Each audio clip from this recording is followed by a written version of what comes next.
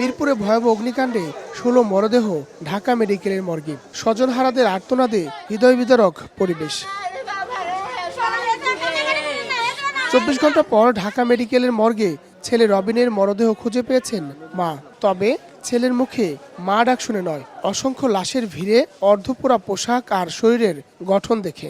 আমার বাবা ডিউটি যাইছে, 11টা বাজে আগুন লাগছে, কোথাও গায়ে পড়া লাগছে, ঢাকা মেডিকেল আছে। পোশাক শ্রমিক আসমাকেও খুঁজে পেয়েছেন স্বজনরা।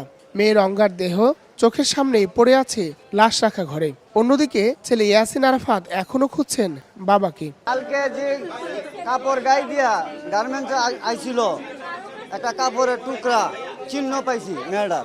আমরে কল দিছিল, তখন চিল্লাইতেছিল আগুন আগুন বলে, আল্লাহ আল্লাহ বলে চিল্লাইতেছিল। তারপর যে ফোনটা কাটিয়ে গেছে, তারপরে আর ফোন ঢুকে নাই। হাসপাতাল কর্তৃপক্ষ বলছে কেমিক্যালের গ্যাসে নয়, আগুনে পড়ে মৃত্যু হয়েছে তাদের। ডিএনএ নমুনা সংগ্রহের পর লাশ হস্তান্তর করা হবে। 16 জনের মৃতদেহ আমাদের ঢাকা মেডিকেল কলেজে গত রাতে আমরা পেয়েছি।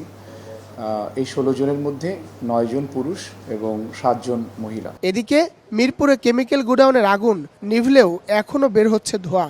বেলা 11টার পর ফায়ার সার্ভিসের 2 সদস্য কেমিক্যাল স্যুট পরে ভেতরে ঢোকেন। গুদামে থাকা বেশ কয়েকটি রাসায়নিক দ্রব্য মিলে বিষাক্ত ক্লোরিন গ্যাস নির্গত হচ্ছে। আমাদের যে গার্মেন্টসে যে আগুনটা ছিল সেটা আমাদের সম্পূর্ণ নিয়ন্ত্রণে, কোনো সমস্যা নাই, নির্বাপনও হয়ে গেছে আমাদের।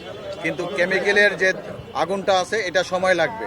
অতি সত্বর জরুরিভাবে দরকার এগুলোকে চিহ্নিত করে এগুলোকে উৎখাত করা, যাতে জনবহুল এলাকা থেকে এগুলো বের হয়ে যায়, এবং যদি পলিসি পরিবর্তন লাগে তাহলে পলিসি পরিবর্তন করতে হবে। নিখোঁজদের খোঁজে কারখানার সামনে অপেক্ষা করছেন উদ্বিগ্ন স্বজনরা।